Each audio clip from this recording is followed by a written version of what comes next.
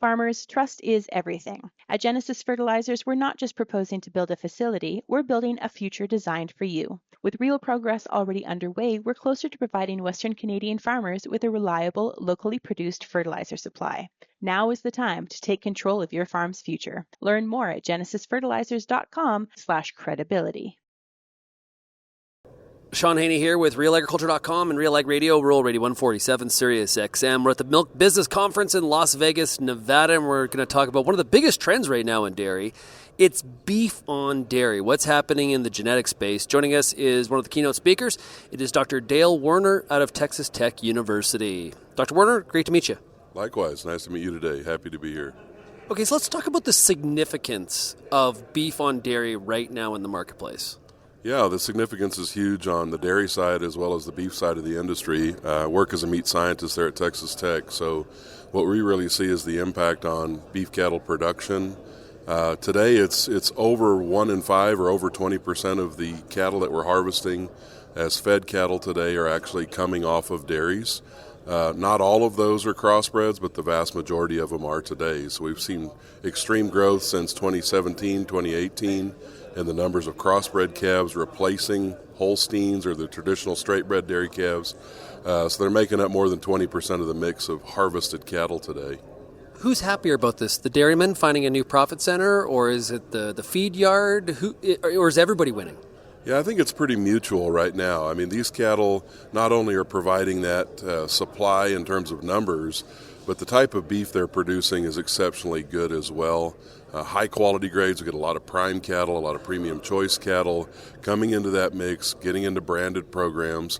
So it's really adding value in many ways to the beef industry. But of course, the dairymen and women are adding a lot of value to their calves. And, we've gone from, let's say, a $50 Holstein steer in 2016, 2017 to 10, 12, 15x that today. So,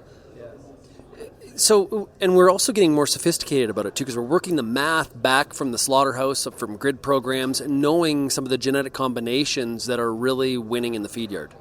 Yeah, no doubt. Grid-based marketing is a huge opportunity. We know what we're producing in the way of quality and yield grade on these cattle. Utilizing genetics primarily to make improvements at the dairy level, demanding more value for those calves. We've seen tons and tons of progress from over the last 7 or 8 years in terms of the value and the quality of cattle being produced. And it's not just about semen. There's also a lot of companies focus on embryos as well. Talk about how this has really kind of evolved. Yeah, so we've gone from that 2017 era where we were cleaning out a lot of semen tanks. I mean, that's kind of what we call it, clean out era, where it was kind of the lowest quality, lowest valued beef semen that was left over going into cows. We rapidly involved with most of your genetics companies developing a special line of bulls or sires to go to perfectly complement, that dairy dam, putting on muscularity, downsizing those cows into something more moderate, and then seeking things like ribeye area and marbling score, which are ultimately important to the beef carcass and the eating quality of beef. Now, and also there's some significance I've heard about surrogate programs as well. Talk about that.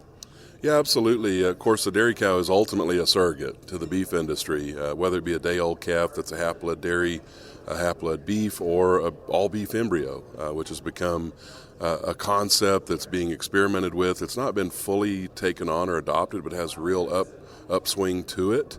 I think once we get to a level of efficiency, reproductive efficiencies, to where we're matching pregnancy rates or fertility rates with embryo as we are semen service, then that's something that will continue to grow over time.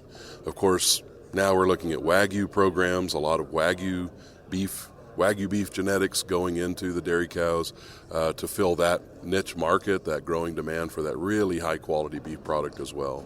As a meat scientist right now on this topic, what are some of the gaps, the questions that you're trying to answer in your research?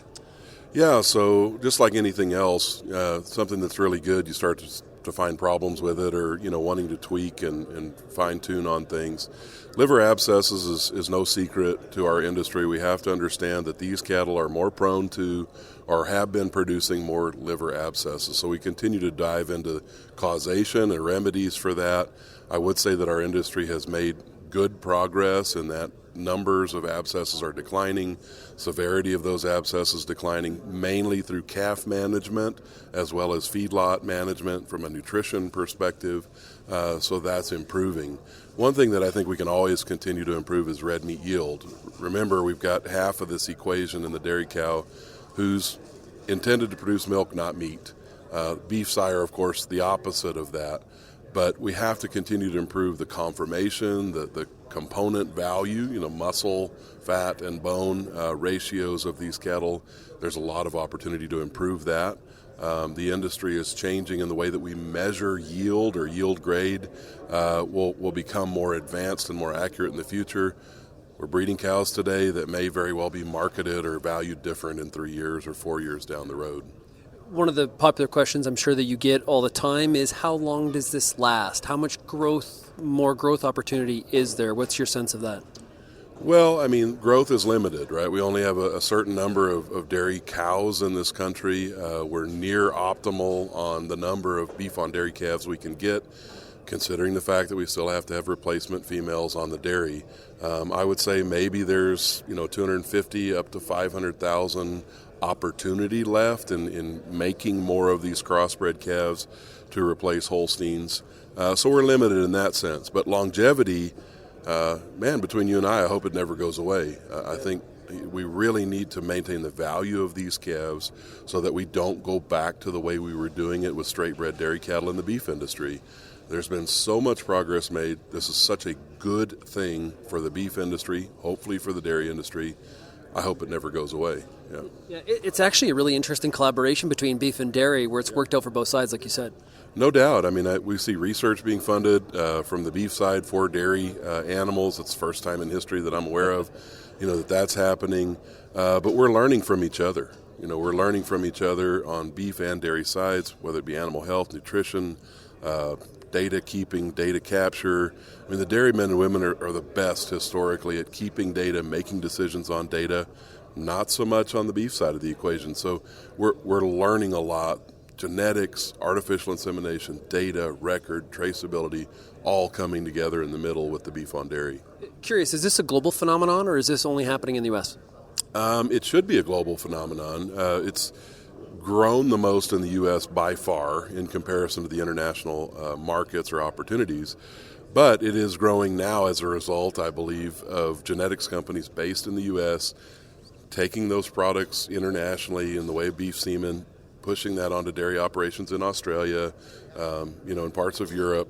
So it has existed internationally, but it's growing now internationally. But the growth that we've seen has been unprecedented in the last 6 or 7 years.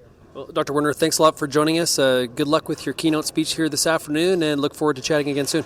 Absolutely. Appreciate it.